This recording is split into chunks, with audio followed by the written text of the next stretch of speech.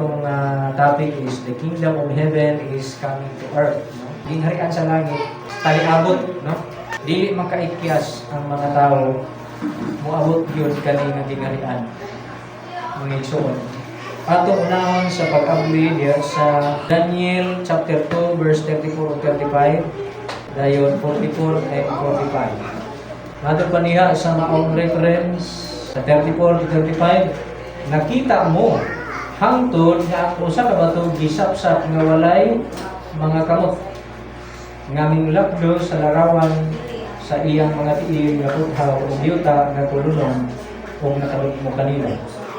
Unya, ang puthaw, ang yutang kulunon, ang tumbaga, ang salapit, ug ang bulawan, nadrungan pagkadugmo, nga nangahimong sama sa tahok, sa mga salub, nga giukanan sa panahon sa init, ug sila ginapadpad sa hangin, sa pagkaagi nga walay dapit nga nakita, alang kanila, ug ang bato nga naglabdo sa larawan nahimong usa ka dakong bukid, ug gipuno niini ang tibuok kalibutan. Kani siya mga kaigsuonan nga bahin sa atong pagbasa. Kani mangkong Daniel chapter 2, nagisgot kini kadtong larawan nga nadamgo nga naa sa damgo. Nakita ni Nabucodonosor nga hari sa Babylonia, mga igsuon. Unya kadtong maong larawan, pamilyar naman taan ano? Na kabalon na taan ning larawan katong larawan nga iyang gidamgo nga ang nag-interpret si Daniel. Gihubad ni Daniel tinaagi sa pagpadayag sa atong Ginoo ngadto nga Daniel. Human sila nag-ampo, kauban sila ni Juan, Azaria, Misael o Anania. Ani mga kaigsuonan, usa ka punto din na nga kini sa nakita ni Nabucodonosor sa iyang damgo. Kadtong nakita niya nga larawan nga adunay lain-lain nga mga komposisyon. Usa ka larawan sa tao nga adunay lain-lain nga komposisyon. Ang komposisyon ato na ay buthaw, na yutang kulunon, na ay kumbaga, na salapi, na bulawan. Kini sila tanan mga gingharian, kingdoms. Mga gingharian nga nitungha nag-exist aning kalibutan. Mga kaigsuonan. Unya kini sila nga mga gingharian, lakip ani si ang gingharian sa Babylonia nga gimanduan ni Nabucodonosor. Pero gikan adto, gawas adto sa iya, adunay mga moabot nga mga gingharian. Katong mga ginghariana mawala gyapon to sama sa kang Nabucodonosor nga nawala ang Babylonian nga empire, di ba? Kingdom. Unya gipahibalo dinhi mga igsuon nga sa kapanahonan niini nga mga gingharian sa tao, mga igsuon, muabot ang panahon nga kini nga gingharian wagtangon sa Dios, pulpugon sa Dios kini nga gingharian. Ug unsay gamito niya? Ang gamito niya mao kadtong nakita ni King Nabucodonosor sa iyang damgo nga adunay usa ka bato nga nasapsap nga walay kamot nga nagsapsap pero nahimong nasapsap kadto nga bato unya di kaliring unya nilapdos din adto nga mga gingharian kadto mga gingharian nga tumbaga ang quality, puthaw ang quality, kulunon ang quality, salapi or silver, bulawan. Kaning bato nga nahimong nga maoy naglapdos kanila sa maong larawan, sa maong gingharian, nahimong dakong bukid o gipuno niini ang tibuok kalibutan. Kining dakong bukid nga nagpuno sa tibuok kalibutan, mao kini ang gingharian sa atong Ginoong Hesukristo. Nga gipropesiya diha sa gisgutan sa diha sa Isaias kapitulo 9 bersikulo 6. Mato pa diya sa Isaias 9:6, palihog kinsay mabasa. Isaiah 9:6, kay alang ka nato ang usa ka bata na tao, alang ka nato ang usa ka anak na lalaki gihatag, ug ang gagamahanan igatungtong sa iyang ataga, ug ang iyang ngalan pagkatawgon kahibulungan, magtatambag Dios na makagagahom, amahan nga walay katapusan, prinsipe sa pakigkaig. Amen. Kana siya ang usa ka batang lalaki nga gihatag sa Israel og natawo, mao kana siya ang gitumbok nga bato. Bato nga nasapsap, nga walay kamot nga nagsapsap, meaning walay tao. walay effort sa tao. So, si Ginoong Hesus gipanangkon siya sa lalang sa Espiritu Santo. Na tao siya nga walay amahan nga tao. Not by the will of man. Na gipanangkon siya ni Maria dili pinaagi sa pagbuot sa tao kay wala may iya sa tao nga participation adto kay wa man si Maria, Virgin man si Maria. Di ba? So mauna nga kung mabasa nato diya sa genealogy sa gospel, makita nato nga si Ginoong Hesus gilalang pinaagi sa gahom sa Espiritu Santo. Ang mao kana ang gisgutan sa propesiya nga bato nga nasapsap nga gisapsap pero walay kamot nga nagsapsap. So sa atong pagsabot ni ana mga igsuon, nagpasabot kana nga ngadto sa pagkatao ni Ginoong Hesus nga nahimugso siya, nagipanangkon siya pero ang pagsangkol sa iya pinaagi lamang sa gahom sa Espiritu Santo ug dili sa tawhanon nga buhat. Kaya wala may kamot nga nagsapsap. Nahimong nasapsap nga bato pero walay kamot nga nagsapsap niini. Unya midako siya. Unya diha sa propesiya sa Isaiah 9 diingon din nga ang alang kanato gihatag ang usa ka bata nga atang kanato ang usa ka bata na tao, usa ka batang lalaki gianak gihatag. So mao na siya. Dayon ang verse 7, mato pa diha sa verse 7. Diba? Ingon siya diha, ang kauswagan sa iyang kagamahanan o sa pagtigdait, walay katapusan. O niya, dito sa verse 6, mato pa din na, ang kagamahanan igatungtong sa iyang abaga. So, nagisgot kining Daniel chapter 2, nga atong ibasa, verse 34 to 35, nagahisgot ka na, mga kaigsuunan. So, kauban ni ining Isaiah kapitulo 9, 6 ug 7. Maka-connect inyong una. Di ba giingon din nga ang tanang gingharian nga kadtong pero kini puthaw, yutang kulunon, tumbaga sa lapi bulawan nga nagdungan sa pagdugmok kay nalapdusan ni adtong bato nga nasapsap. Mga gingharian man na. Di ay mao kana si Ginoong Hesus ang bato nga sinapsap nga walay kamot nga nagsapsap nga naglapdos ni anang mga gingharian. Nga nagpulpog ni ana nga nahimo na lang silang tahog. Mga igsuon. Tapos matod pa sa Isaiah 9:6 gisgutan diha nga kini diayng bata mao man kini siya ang bato mga igsuon kay siya og diha sa iyang abaga igahatag igatungtong ang kagamahanan ug ang kagamahanan igatungtong sa iyang abaga. Naa sa abaga ni Hesus ang kagamahanan buti pasabot ang gingharian sa langit ang magadala ni ana dinhi sa kalibutan aron pagpulpog sa mga gingharian ni ining kalibutan nga gimanduan sa tao, si Ginoong Hesus ang magadala sa gingharian sa langit. The kingdom of heaven will come by the power and authority of Jesus Christ. Sa iya, siya ang naigahom, siya ang nai-authority ana nga gingharian. Siya ang magdala ana nga gingharian kay naana sa iya nga abaga. Amen. Unya walay katapusan ang iyang gingharian. Atong basahon, mato pa din sa verse 35 sa Daniel 2, mato pag gipuno niini ang tibuok kalibutan, buti pasabot, ang tibuok kalibutan wala na gingharian diha nga dili masakop sa gingharian ni Ginoong Hesus. Kana mahimong gingharian nga siya gyud ang magmando. Mulukop sa tibuok kalibutan ang paghari. Mao na nga your kingdom come, your will be done. Ato ra na may isgutan karon kun ang nasa prayer ngano man gitudlo man na sa Ginoo nga your kingdom come, your will be done, thy kingdom come, thy will be done. Now, ato sa gi-identify kining bato, ngano nakaingon ta nga si Ginoong Hesus mao kini ang bato. O ang bato mao ang Dios, mao si Kristo. Nagtumbo kini sa Dios o kang Kristo. Isaiah 44:6 padulong sa 8. 6-8 nagingon mga igsuon, mao kini ang giingon ni Jehova ang hari sa Israel. Oh, kinsa ang iyan Naim sa Brother Job, kinsa ang hari sa Israel? Si Jehovah. si Jehova. Kinsa ang nag-ingon? Niini si Jehovah. Unsa siya diha sa Israel? Siya ang hari sa Israel. Unsa iyang giingon ato ipadayon? Ang iya manunubos. Oy, kinsa diha ang manunubo sa Israel? Si Jehovah. Unsa siya sa Israel? Hari sa Israel. O manunubo siya. Padayon. Si Jehova sa mga panon. Ako mauman ang hauna o ako mauman ang naulahi o gawas ka na ko wala na Diyos. Gawas ka na ako, ang wa siya mingon nga gawas ka na mo. Mingon pa niya gawas ka na ako. Wa na Diyos.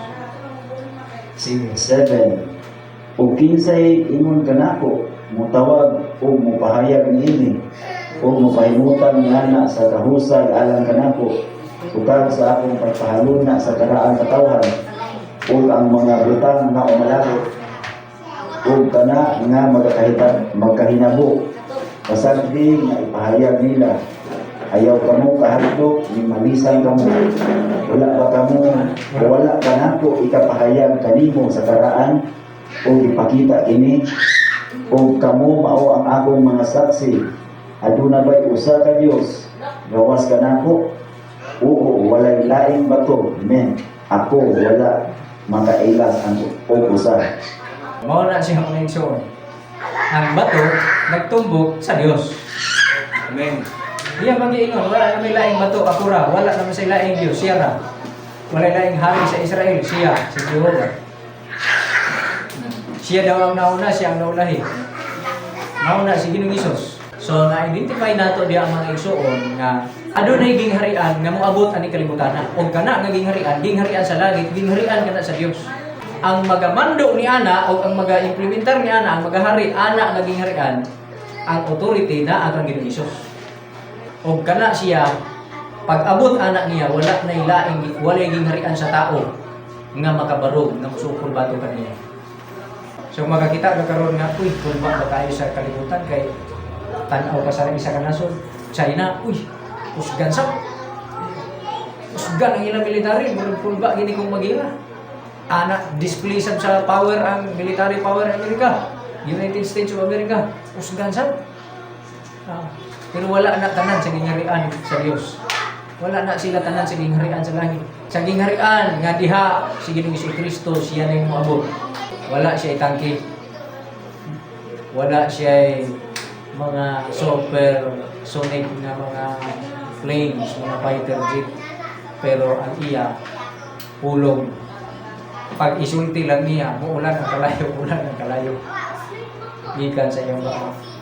Ang Ginoo mo nang sa Tagalog pa nagtimpi lang pugong lang sa iyong kaugalingon kaya doon ang mga itong bang panahon maabot na iya di kariyan iya yung ipahilo na ang kalibutan gusa atong ipadayon mga igsoon diha sa Revelation chapter 11 14 to 18 gipahayag na diha gipadayag na kini nga ang gingharian sa kalibutan mahimong gingharian ni Kristo naa na sa atong idea nga the kingdom of heaven is coming to this earth, di ba?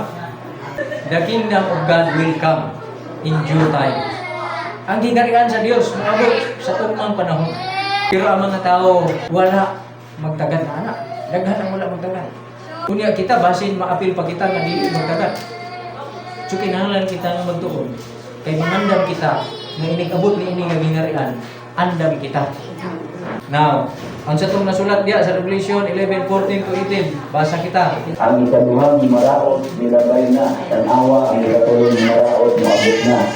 O ang ikapitong manlunda mihuyop sa iyang trompeta. Kung sa langit dihay mga pakusog na tinog, ngayon gingon, ang ginharian sa kalibutan himong ginharian sa atong Ginoo o sa iyang Kristo o siya magahari hangtod sa kahangturan. O ang kaluhaan upat sa mga ansyano nga na naglingkod sa ilang mga trono sa atubangan sa Diyos nang hapa sila o ang Diyos ilang isimba nga na nag-ingon kanimo nagahatag kami mga pasalamat Ginoong Diyos makagagahom sa tanan nga mao ang sa karon o mao ang kagahapon tungod kay nahuktan mo ang imong dakong gahom o gisundan mo ang imong paghari. Di ba ka na ay tumbok yapon kang Ginoong Hesus nga mao ang isgutan dito sa Isaiah 24 nga 8. Di ba? 44 bersikulo ng Isaiah 7:8. Di ba? Nga mao ang bato ang maninubos. Kung dito sa Daniel kapitulo 2 34 hanggang 35 kanina ating dibasa. Nga maghari siya sa Isaiah 9:6-7 maghari siya umado pa diya sa mong pinadayag gipadayag dito kang Apostol Juan unya gipasulat sa iya nga ang gingharian sa kalibutan nahimo ang gingharian sa Ginoo o Kristo sa Ginoong Dios o Kristo unya sa dihang nahigsulti na sila niini mihapa o gisimba sa mga 14 ka mga elders ang Dios. Kinsa man ang naglingkod sa trono nga ilang gisimba si Jesus. Pero ang punto din na maghari ang Ginoo o Kristo maghari hangtod sa kahangturan. So kana i-conquer niya ang tanang kingdom sa kalibutan, ang tanang kingharian sa tao ang kalibutan. So sakto nga ang kingdom of God, ang kingdom of heaven is coming to this earth, di ba? Gaan umaanhi ang kingharian sa Dios, ang kingharian sa langit, ang kalibutan na gahulat lang sa tukmang panahon. Fulfill ang mga saad sa puno sa Ginoo. Diha subay sa mga tagna.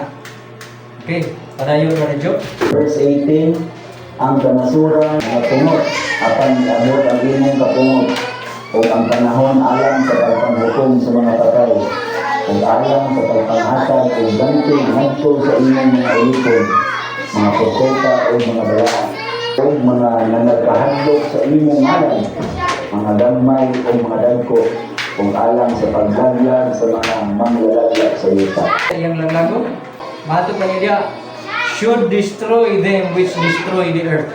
Kadtong naga-destroy na aning kalibutan, pag anhin ni Ginoong Hesus sa diyang dalon na niya, ipahimutan na niya ang gingharian sa langit, aning kalibutan, He will destroy those who destroy the earth. Matod pa niya. So kinsa iyang laglagong, kinsa iyang silutan, kadtong naga-destroy ang kalibutan. Gi-destroy pag unsa? Gi-destroy sa nagalay paagi, moral destruction, spiritual nga mga kadaot o moral nga mga kadaot. Ang kalibutan naguba, ang imahe sa tao naguba, ang kanindot sa binuhat sa Dios naguba tungod sa kadaotan sa tao. Diha sa Mateo kapitulo 6 bersikulo 9 hangtod 10. Busa, pag-ampo kamo sa ingon ini nga paagi, amahan namo na anaa sa langit, pagpalaanin unta ang imong ngalan, paandia ang imong gingharian, pagabuhaton unta ang imong kapabuton, dinhi sa yuta, maingon sa langit. Amen. Unsay pagtulon-an diha? Nganong gitudloan sa Ginoo ang iyang mga katawhan sa inaan nga pag-ampo. Tungod kay dapat di ay ang katawan sa Dios conscious sa pag-anhi sa kingharian sa Dios. People must be conscious of the coming of the kingdom of heaven, of the coming of the kingdom of God. Dapat naa sa ato dili kay conscious lang kita kay basahon din na ang consciousness sa mga tao, ang conscious ba kanang kanunay naa sa imo ang panghuna-huna mahitungod sa kingharian sa langit, mahitungod sa kingharian sa Dios nga moanhi o maabot ang kingharian sa Dios, ang paghari ni Kristo nga atong Ginoo. Umaabot ka na, kinahanglan conscious ang tao na. Kay kung conscious, mangandam ka. Kung conscious ka, ni anang butanga, you will be busy. May mo kang busy ana para magkaandam ka. Kay conscious ka man, tanawa gani ng Mateo kapitulo 6, bersikulo 31 hangtod sa 33. Naigiingon ang Ginoo na 31 to 32.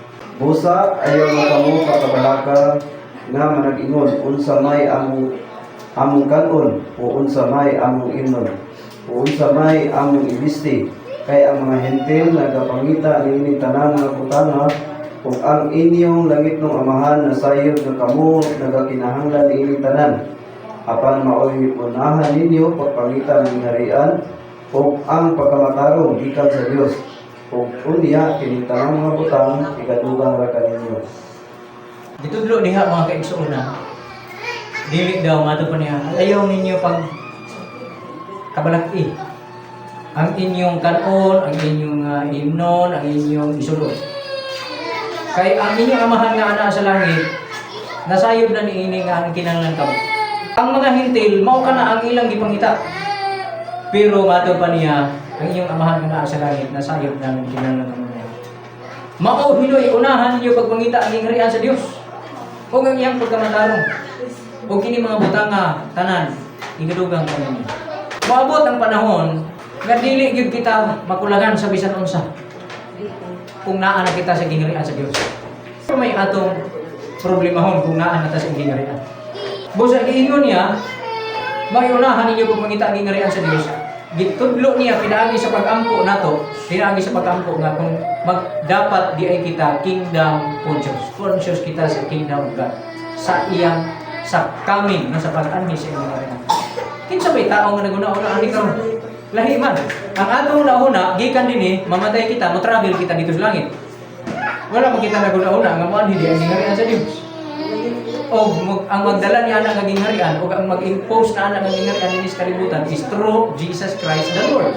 Kagaran anak ginawa na sa tao maluwas ta moadto ta sa langit, mubiyahe kita padung sa langit, kuwaon kita sa manulunda dalon sa langit. Pero ang Dios nagsulti nga moanhi ang iyang gingharian o bungkagon niya, pulpulo niya ang tanang gingharian nga tawhanon, mga gingharian nga dili mapasako sa gingharian ni Kristo. Si Kristo namatay sa pagbalaan kanato, matod pa sa gibasa ganina sa Roma Kapitulo 5. Namatay si Kristo sa mga magkasala pa kita aron pagbalaan kanato, aron mapasiguli kita sa Dios. Kay mao kana ang paagi nga ma-prepare kita nga inig-anhi sa gingharian sa Dios, dili na kita kaaway sa iyang gingharian. Kay kung kaaway pa kita sa iyang gingharian, pag-abot sa iyang gingharian, maabil kita sa hukom sa silos. Kay silutan o hukman mo sa Dios ang tanan na kaaway sa iyang gingharian. Nasabtan na to. Sabi na kita mga sanad batog sa iyang gingharian, dili na kita mga rebuilding against the kingdom of God. Katawhan na kita mga citizens sa iyang kingdom. Amen. Amen. Matod pa din sa Efeso Kapitulo 2, fellow citizens of Israel. No? Mga katagilungsod sa katawhan sa Israel. Nga dapat conscious kita sa gingharian sa Dios. Nga ma-prepare kita dapat kay umaanhi ang kingdom niya. Ang kasulatan nagtudlo dinhi sa panahon ni John the Baptist, ang wali ni John the Baptist sa Matthew chapter 3, 1 to 11, repent for the kingdom of heaven is at hand. Di ba? Sahay mo ba, magyaga-yaga, may nga asap rin ka na ang Ginoo, naglakaw-lakaw rin ka na ginagasan, kung nagyahi ka na, kaya nga naman na, duol na. Dili na. Duol na, buti ko sa buti, duol na ang panahon na iyang, lahilo na ang iyang gingharian. At hand, duol na. Ngayon suwan. Matthew chapter 3, 1 to 11. Yadto mga adlaw mitungha si Juan nga Bautista nga nagwali dito sa mga awaaw sa Judea. Siya nag-ingon, pag hinulsol kamo kay ang gingharian sa langit na duol na. Mao di ay nang hinungdan nga giwali ang paghinulsol. Tungod kay in preparation for the coming of the kingdom of God. In preparation to meet the king. Aron sa pag-andam sa pagsugat sa hari. Nga mao ang atong Ginoong Dios, ang atong Dios si Kristo, nga maghari siya sa maong gingharian. O ang sugo, kinahanglan maghinulsol. Siya nag-ingon, pag hinulsol ka mo, kay ang gingharian sa langit na doon na. Kay kini siya mao ang gisgutan sa propeta na si Isaiah sa iyang pag-ingon. Ang tingog sa nagasinggit, diha sa mga awaaw, andama ninyo ang dalat sa Ginoo. Tuliran ninyo ang iyang mga alihan. In preparation, aron pag-andam sa pag-anhi sa Ginoo. Ngano andamon man? Kay lagi maghari siya. Verse 11, ingon din na, kini si Juan may bisti nga balhibo sa Carmelio o usa ka bakos nga panit diha sa iyang hawak o ang iyang kanunon dulon o dugos sa kabulangan. O nga nangadto kaniya ang katawhan gikan sa Jerusalem o sa tibok ng Judea o sa tanang kayutaan na kasikli sa Jordan o dito sa suba sa Jordan o Jordan, ibautismohan sila sa pagsugid nila sa ilang mga sala. Apan sa pagtanaw niya nga daghan sa mga Parisiyo o sa mga Sadusiyo ang midugok aron sa pagpambautismo, siya mingon kanila, kamong anak sa mga bitin, kinsa may nagpasidaan kaninyo sa pagkalagyo gikan sa kapungot nga malabot. Sa ingon ni anak, pamunga kamog mga bunga nga mahiangay sa paghinulsol. Ayaw ninyo huna-hunaa ang pag-ingon sa inyong kaugalingon si Abraham ang amahan. Kay sultihan ko kamo nga ang Dios magahimo sa pagpaliwat og mga anak alang kang Abraham gikan ining mga bato. Ug bisan gani karon ang wasay gikataunan diha sa gamot sa mga kahoy. Ug Musa ang matag sa kakahoy nga wala mamungag maayong bunga, kini pagaputlon og igasalibay ngadto sa kalayo. Ako nagabautismo kaninyo sa tubig tungod sa paghinulsol, apan siya nga nagapaulahi nga nagapaulahi kanako, labi pang gamhanan kay kanako. Nga bisan gani sa iyang mga sapin, dili ako tapos sa pagbibig. Ang iyang igabautismo kaninyo mao ang Espiritu Santo o kalayo. Ini mga igsoon gitudloan nila nga sa dihang na matismo nga si Juan, daghan usab ang nangadto aron sa bautismo usa ni ana ang mga religious leaders nga mao kadto sa Judaism, nga mao ang usang mga Hudyo, nga mao ang mga Parisiyo ug mga Sadusiyo. Daghan sa ilang mga kaigsuonan mga Parisiyo, mga religious nga mga tao nangadto aron sa bautismo, pero ang giniman ni John the Baptist pa niya pagpamunga kamo sa mga bunga nga mahiangay sa Panginoon. Akong i-share sa inyo mga igsoon, nagbasa ako o mao kini ang mga mensahe nga akong ipangtuluan kay nahasol ang akong espiritu sa akong sulod paguna-una ngano magwali nga maginulsok. Sige kita pakadugog sa wali nga ang Dios gugma, ang Dios maluluyon, ang Dios gamhanan, ang Dios dato, ang Dios muhatag. Labi na kanato karon, pero ngano man gyud kung mingo dito nga ang Dios magluwas ka na to, pero nga naman yun, gano'n na may mensahe sa kasulatan, nga nag-ingon man din na nga maginulsog.